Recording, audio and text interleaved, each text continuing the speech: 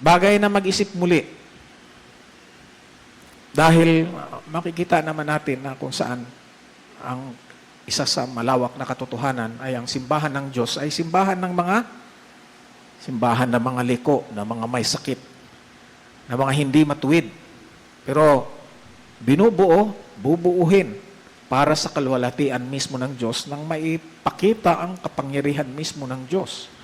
Yan kung gagawin nga natin ang equity natin. Dahil gagawin din naman ng Diyos ang kanyang equity, mga kapatid. Yung kanyang gagampanan talaga nila, mga kapatid. Ang problema lang sa tao kung gagampanan nga ba niya. Dahil ang alam natin, ang nauukol para sa Diyos na para sa tao ay masakit, mga kapatid.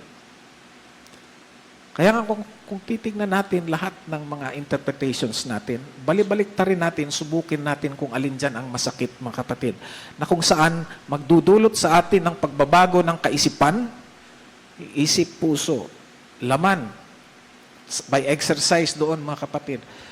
Kung magdudulot yan doon sa by overturning, makikita natin mangyari. Yun talagang landas na yun, mga kapatid. Na yung pagbabago ay hindi bastang pagbabago, kundi ayon din naman sa kasalukuyang kumpas